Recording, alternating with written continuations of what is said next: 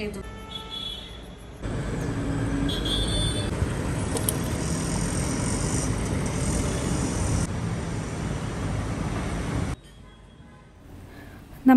कसे आहात?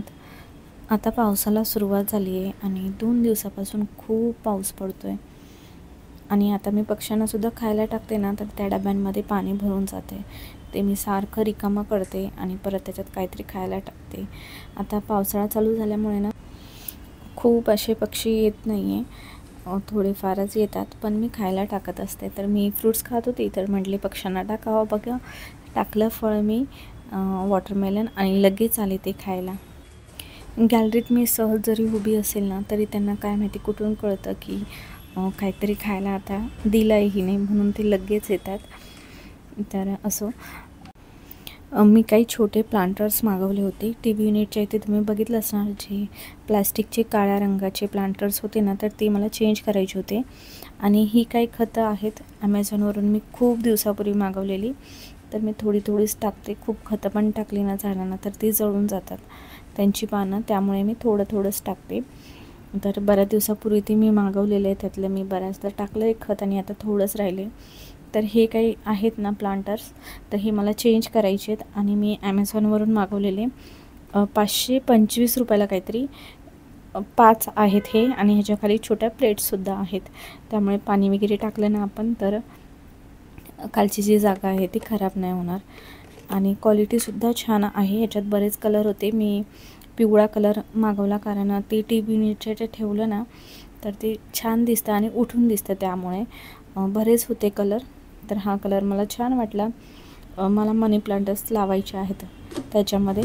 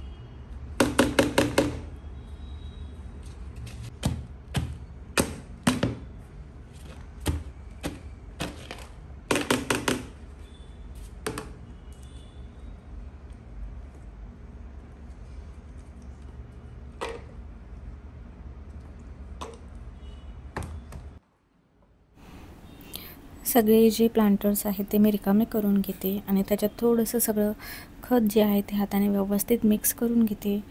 आणि ह्याच्यातून ना मातीसुद्धा खाली सांडत होती जेव्हा पण मी पाणी टाकायची तेव्हा. आता मी हे फेकूनच देणार आहे. याच्यामध्ये कोणतंही मी झाड वगैरे नाही लावणार. खूप झाडं होतात ते आणि थोडी मला कमी करायची आहेत म्हणून. आणि हे जे प्लांटर्स आहेत ना पिवळ्या रंगाचे, ते मी मागवलेत. मला वाटलं होतं थोडे छोटे साईजमध्ये हवे होते मला, पण थोडी मोठी आहे. ठीक आहे, एका शेल्फवरती एकच मी ठेवते, म्हणजे छान दिसेल, नाहीतर खूप मग गिजगिज दिसेल.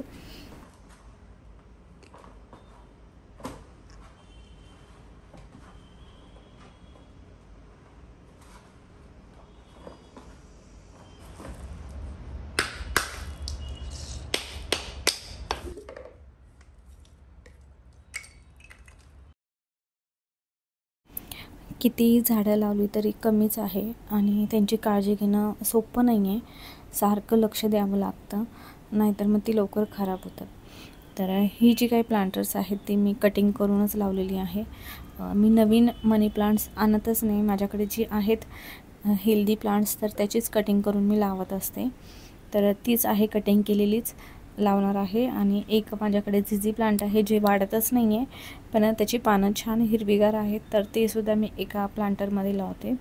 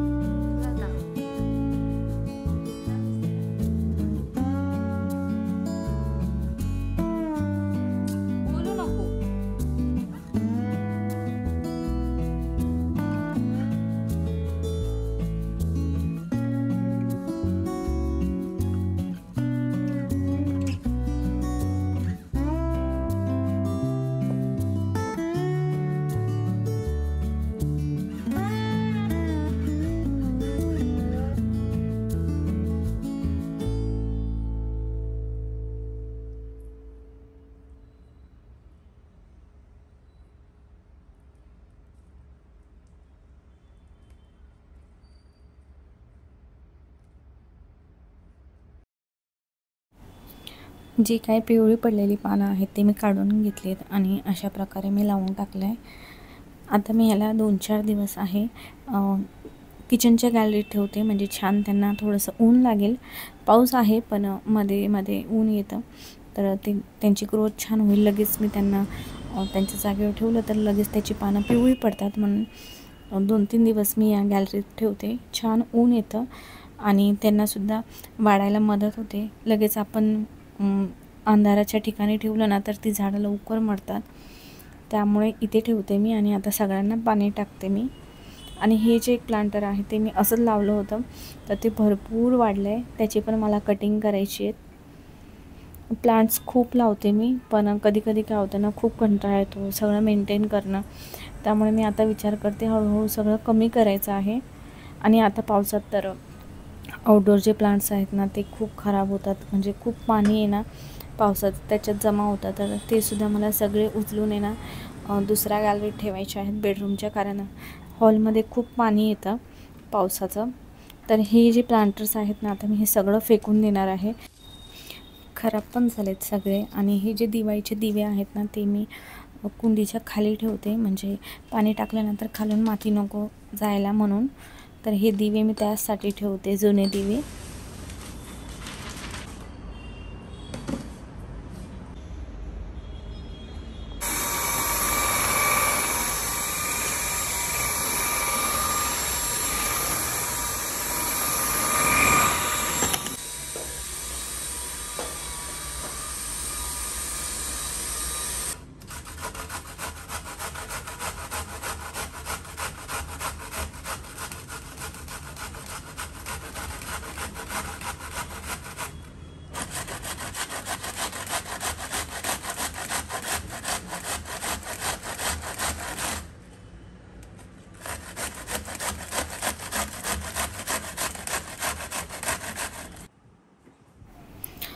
मला व्हेज मंचुरियनपेक्षा पण जे मिक्स व्हेजिटेबल्सचे असतात त्यापेक्षा पण हे कोबीचे मंचुरियन खूप आवडतात, फक्त कोबीचे. आणि मी नेहमी बनवत असते, तर मी आज बनवते.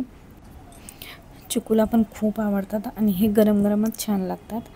तर जेव्हा पण आपण कोबी आणतो ना तो हिरवा बघूनच आणायचा. तर हा कोबी संदीपने आणला आहे, त्यामुळे त्याला काही कळालं नाही. वरतून पानं हिरवी होती आणि आतमध्ये पूर्ण पांढरा शुभ्र कोबी होता. तर नेहमी हिरवा कोबी आणायचा, तो खूप चांगला लागतो चवीला. आणि याच्यामध्ये मी कॉर्नफ्लावर, मैदा, थोडेफार हळद, मीठ, सोया सॉस, फूड कलर हे सगळं टाकून व्यवस्थित मी मिक्स करून घेतले आहे. आलं लसणाची पेस्टसुद्धा टाकली आहे. आणि आता मी ठेवत नाही, लगेच त्याची जे आहे मंचुरियन बनवायला घेते. कॉर्नफ्लॉवर जे आहे ते सगळं मी ह्याच्यातच टाकून दिलं. तर आता चटणी बनवण्यासाठी नाही आहे माझ्याकडे, म्हणून फक्त असंच बनवून खाणार आता आम्ही. तर आत्ता तर मी आमच्या दोघांसाठीच बनवते. थोडंसं जे आहे ते ठेवून देते मी, संध्याकाळी म्हणजे रात्री बनवेल जेव्हा हे ऑफिसवरून येतील तेव्हा त्यांच्यासाठी गरम गरम, कारण हे लगेच नरम पडतात.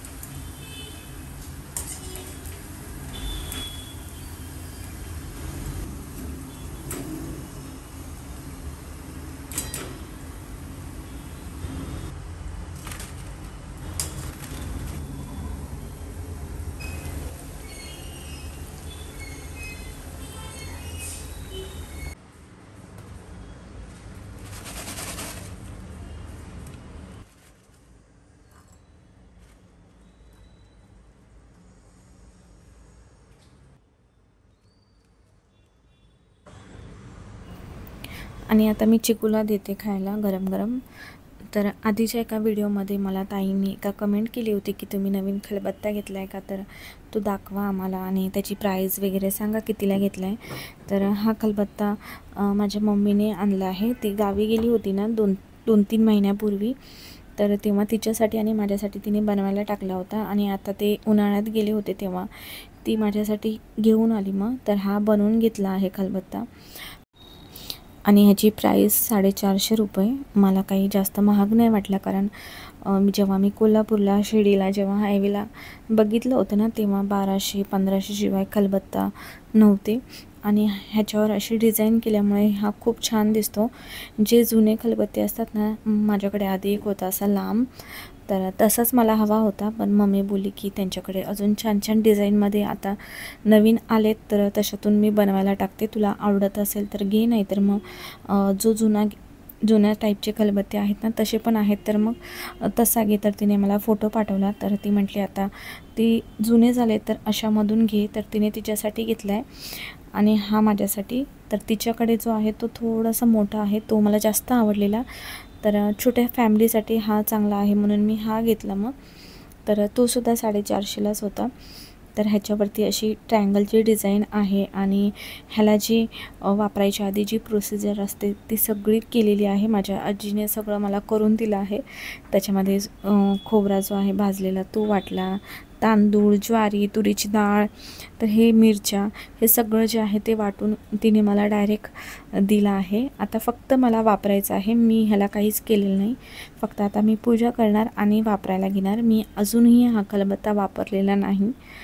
तर आजीने हे सगळं करून दिल्यामुळे ना माझं हे काम सोपं झालेलं आहे.